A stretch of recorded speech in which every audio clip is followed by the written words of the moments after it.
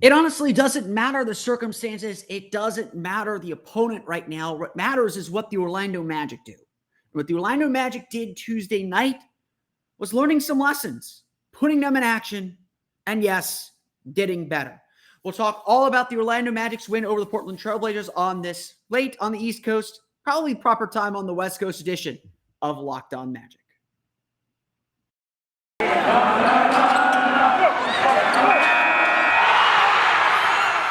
You are Locked On Magic, your daily Orlando Magic podcast, part of the Locked On Podcast Network, your team every day.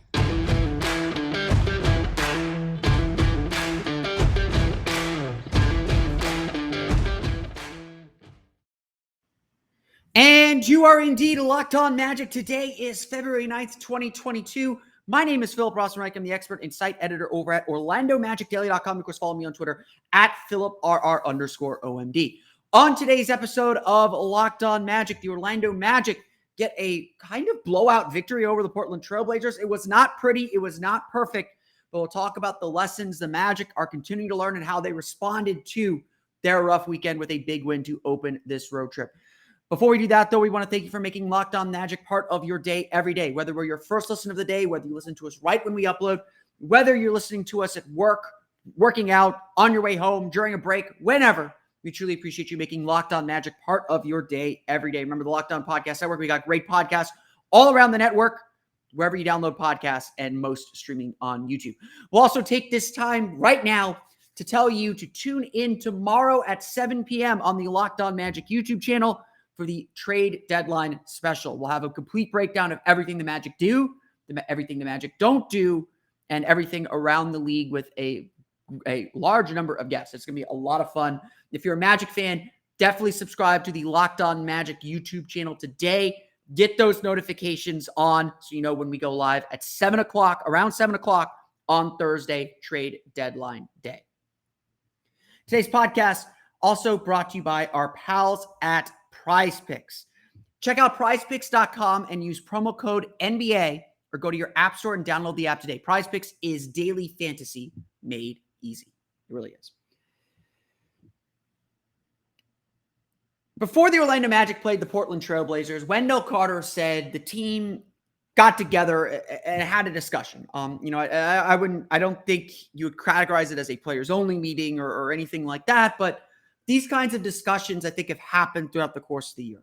And I think it's a really good sign that there is a sense of ownership about this group, that they're trying to get better. They're trying to figure this whole thing out. I think that these are all good signs. But the message that Wendell Carter said the team expressed to each other, the message that everyone was trying to get to each other, was not to worry so much about the big picture, not to worry about a run that's coming or how deep in the hole the team might be, because that's ultimately what's going to get them deeper into the hole.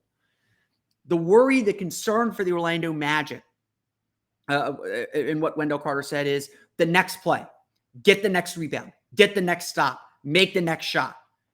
It's a very, very kind of down to the moment type approach. And it's something that Jamal Mosley has talked a lot about, how the Magic aren't worried about their record this year. They're not worried about where the team sits in the standings or anything like that. They're worried about getting better each day, each practice, each game, each moment. Again, it's very, very, very central to this project that the Magic are in right now, and certainly the season that they're having. The way Wendell Carter ended his quote after Tuesday's game was to say, we have to remember to play in the moment, to live in the moment. And to play that way, and to play with that kind of intensity of each moment mattering, each moment being more important than the last. And that's the truth of what the Magic have to accomplish here. That's the truth of what the Magic are trying to do with these games, with these moments, with these plays. For the most part this season, the Magic have been able to kind of address and identify these issues. It's resolving them and solving them. That's been the issue. And so, yes, Portland was without so many players. CJ McCollum's traded. Damian Lillard's out. Eric Bledsoe is still not playing. He's hurt after the trade from the Clippers. Obviously, the guys from New Orleans not in town yet. This was a very, very undermanned Portland team. There's a reason the Magic were favored on the road. I think it's their first time being road favorites this season. I believe they've only been favored 3 times this year.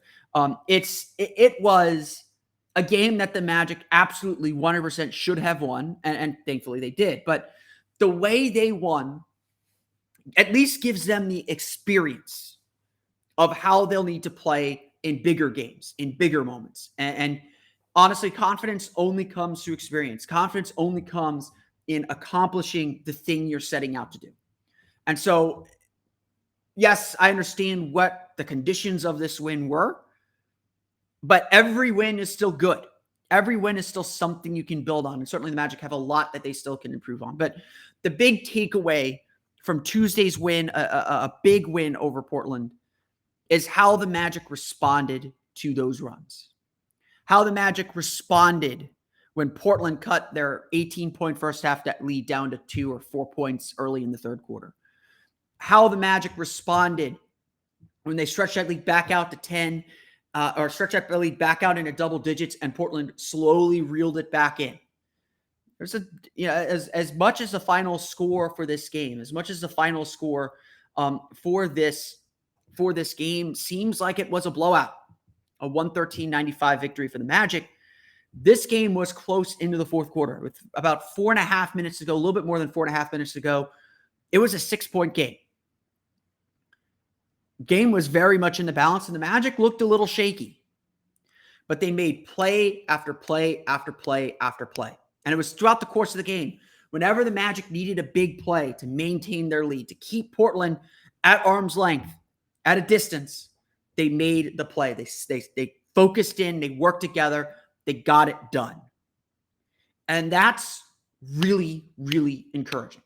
Again, it's not everything. The opponent is what the opponent is. There's more difficult challenges ahead, like Utah on Friday, even Denver on Monday, and of course Phoenix on Saturday. This is the game they had to get on this road trip. If they didn't get this game, the next 3 were going to be extremely difficult.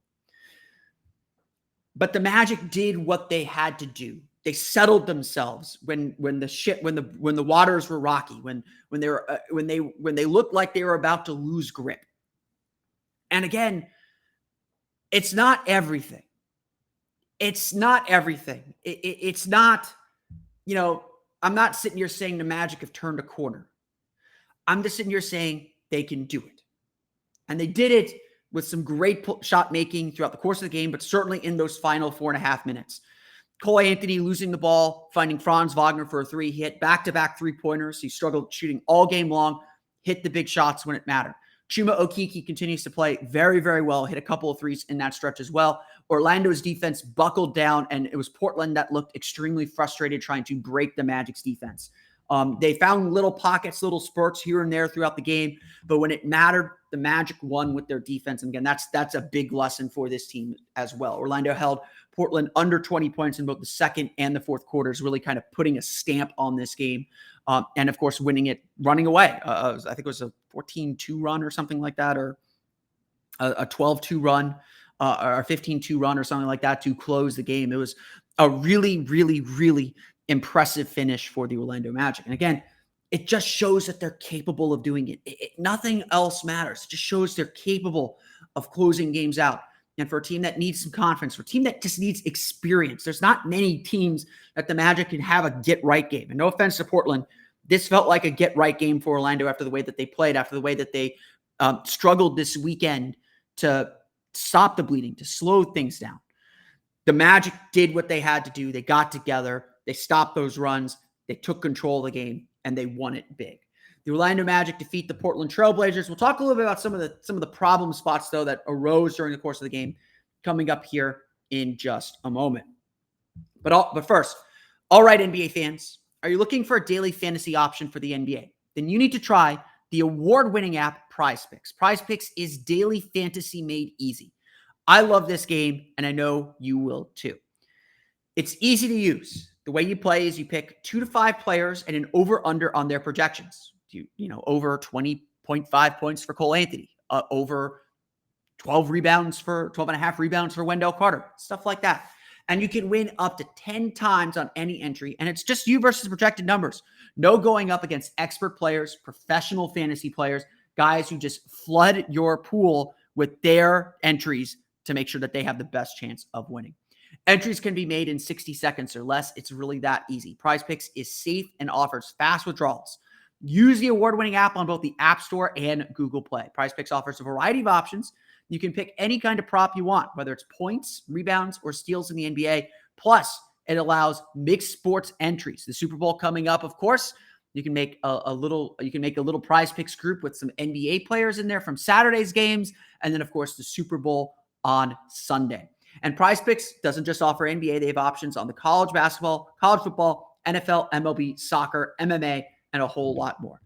For a limited time, PrizePicks has an exclusive no-brainer of an offer for all of our users. You get $50 for free if a player in your first PrizePicks entry scores a single point. But you have to use the promo code NBA to take advantage of this deal. That's right.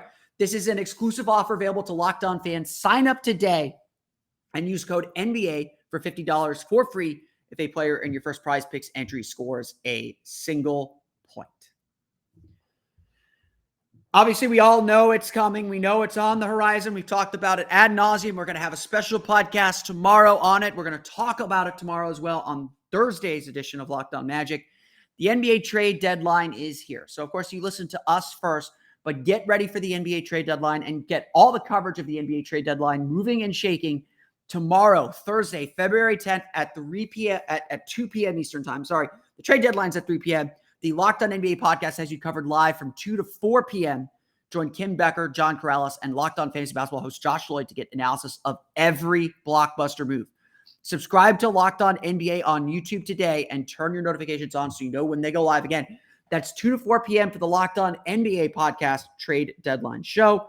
Of course, we'll have our own NBA trade deadline special on the Locked On Magic YouTube channel as well, beginning around 7 p.m. You do not want to miss it. We'll break down everything the Magic do, everything the Magic didn't do, and a whole lot more for this team as they move forward. Like I said, this game was not perfect. If it were me, I would have liked to see the Magic not give up an 18-point lead and make them sweat a little bit in the third quarter. I would have liked to see the Magic be able to really win the fourth quarter comfortably. I think there's a point where the Magic are up by like 8-9 points, and I was like, okay, this is a point where the Magic need to get their foot down, extend this thing back out to 15 and win comfortably. They're able to do that in the final 4.5 minutes. They're able to kind of build some momentum and play really, really well to get there. But this was a struggle to get to that point. And the Magic, I think, if you're looking bigger picture, if you're thinking about wins, if you're thinking about, okay, now you got to go up against the Jazz, the Suns, the Nuggets, the Jazz and Suns, certainly elite teams, title contending teams in this league. The Nuggets, obviously very good team, very different team than what we saw December 1st when the Magic beat them at the Amway Center. There is a lot that the Magic have to still figure out, and a lot that the Magic have to still kind of piece around here a little bit and clean up if they're gonna start winning more consistently. And again, they're winning consistently now. They're won five of their last 9 games, something like that. They're 5-5 in their last 10, which 14 with the Magic's record is pretty good.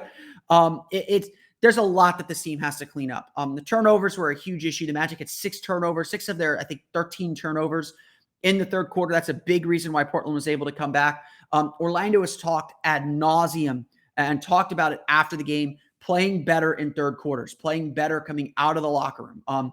This team does not have an extra gear yet, and it shows when they get beat up in the third quarter, the way that they're getting beat up with the energy that teams throw at them in the third quarter. That's where they struggle the most to kind of contain themselves and get themselves back kind of in neutral, back under center, back where they're comfortable. It's certainly a big piece of this puzzle for the Magic to get where they want to go and to be more consistent winning basketball games. They can't beat themselves, and so you look at the turnovers. The offensive rebounds were not as bad as they were in the first meeting with Portland. Wendell Carter did a fantastic job locking up Yusuf Nurkic, being physical with him, kind of keeping him off the glass. But very early on, Portland was getting the offensive glass, was hitting the offensive boards. And Orlando just looked a little bit slow and a little bit disorganized with their defense, trying to get to the ball. The Magic won this game. They did a lot of good things. They moved the ball. I think they had a season high 34 assists. There's 34 assists on 44 field goal makes. They played really well. They made 18 threes. Like, they hit their shots. But this game was still really won with their defense, with their ability to get down and defend. Portland going through long stretches where they couldn't score in the second and fourth quarters. That's why they won the game. And so, again, that remains a lesson for this team, is be solid defensively, rebound the basketball, limit your turnovers, limit your own mistakes, and you give yourself a real chance to win the game. That's been the inconsistent part all year. We talked about in January how the Magic had a top 10 defense by the numbers, giving up 107 points per 100 possessions. It's in there. They know they can do it. They know that they can play at a high level. They know that they can do this at the levels that they need to win, and to win a little bit more consistently.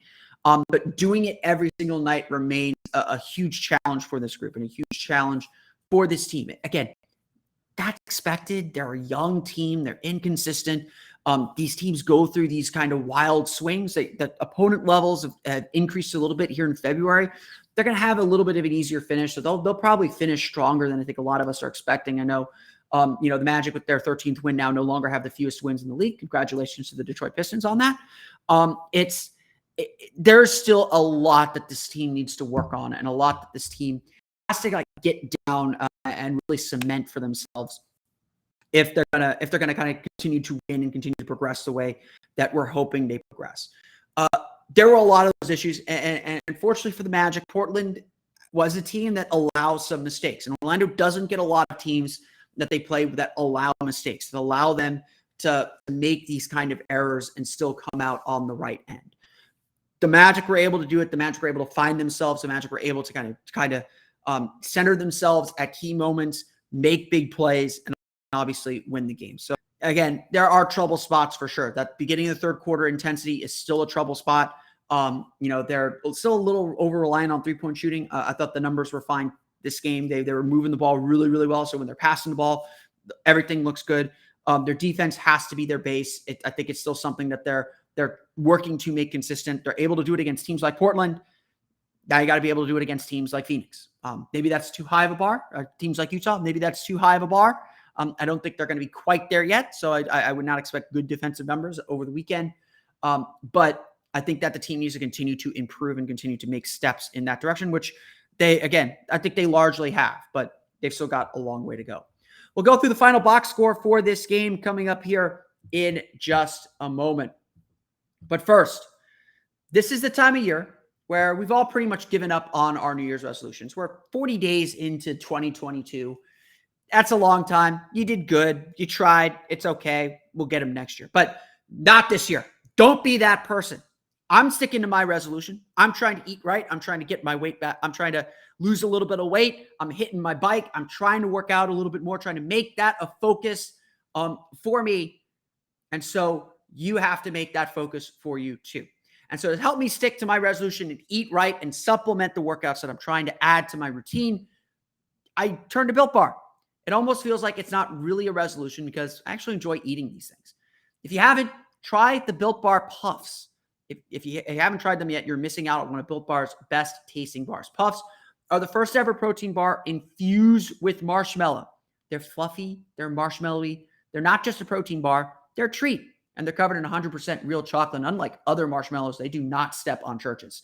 Puffs are a fan favorite with some incredible flavors. Yummy cinnamony churro, coconut marshmallow, banana cream pie. They're all so good. These are going to be your new favorite. All Built Bars are covered in 100% real chocolate. Yes, Puffs included, and 100% real chocolate. I said that twice because it needs to be said. You're on your diet. You don't get a lot of chocolate. This is where you can get it, and it's good for you. Low calorie, high protein. Replace the candy bars. Replace those snacks with Built Bars. They're much better for you. Go to Built.com and scroll down to the macros charts. You'll be blown away with these high protein, low calorie bars. They're high fiber, low carb too. They come in amazing flavors like mint brownie, coconut almond, and new for this month, white chocolate cookies and cream. They are all delicious. They taste exactly like what they say on the box, and the new flavors are coming out all the time. If they think a flavor might be good, they'll make it. and it'll probably be pretty good too. There's been some flavors that I've gotten in sample packs that they've sent us that I was like, what the heck is this?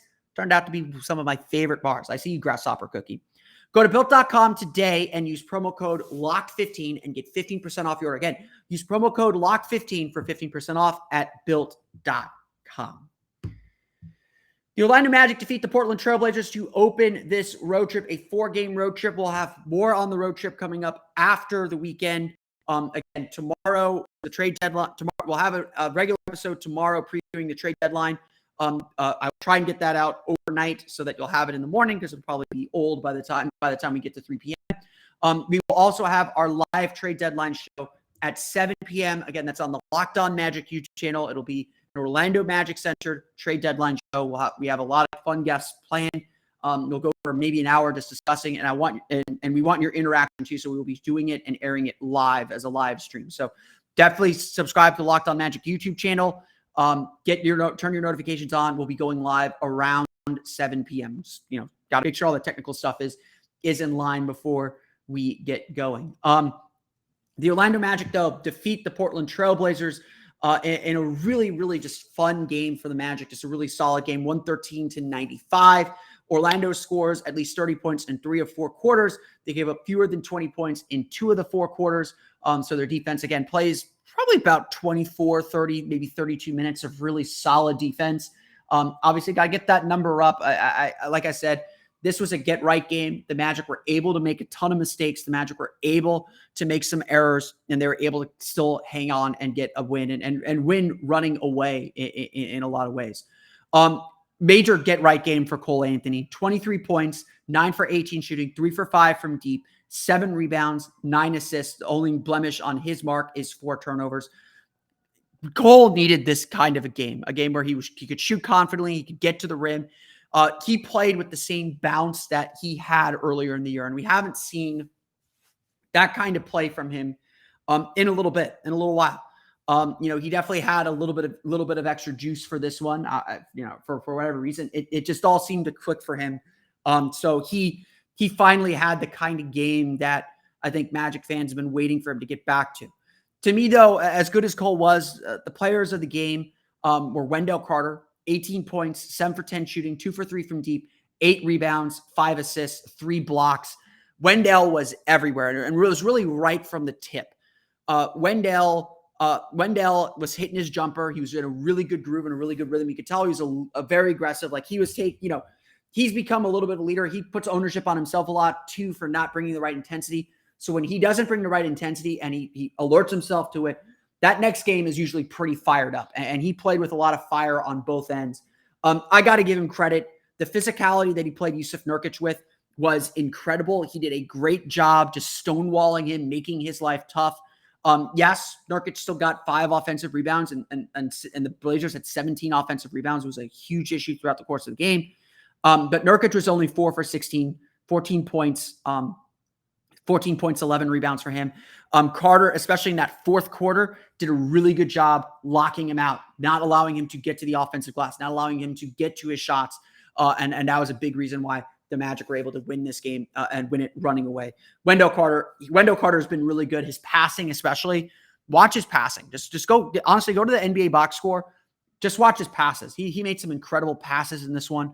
Wendell's got a really bright future and it continues to play exceptionally well. My other player of the game has got to go to Chuma Okeke. 18 points, 7 for 12 shooting, 4 for 7 shooting off the bench.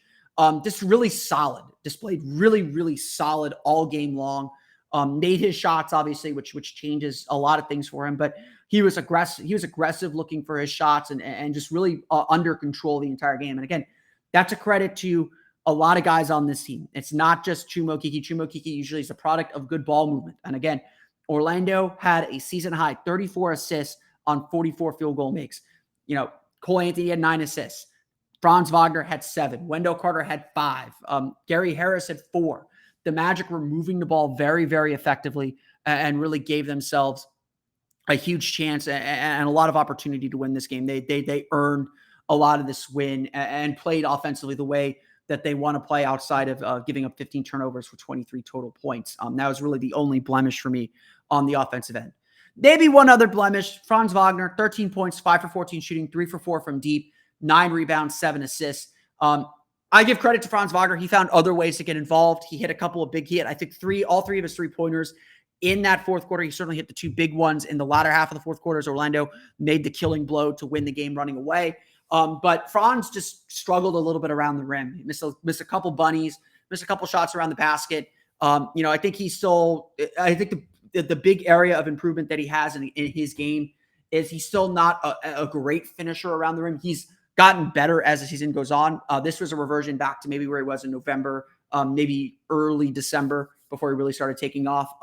He's just got to find that rhythm around the rim again, and he'll be fine. I don't worry about Franz. I think Franz knows exactly how to play, exactly how to be a positive contributor, even if he's not shooting well. But obviously the Magic want him shooting well because he's a really important player and really, really good. Couple guys we got to mention. Gary Harris, potentially his last game with the Magic, 15 points, 5 for 9 shooting, 5 for 9 from deep. He's just a reliable 3-point shooter. You get him in that left corner, especially. He's hitting it. I'm so happy for Gary that he's been able to kind of find himself again, just get healthy, get right. He really used his time with the Orlando Magic really valuably. And I don't know if that's a word. He really used this. He really valued this time with the Magic to get to work on himself. He's been a great teammate, a great leader, the perfect veteran for this team.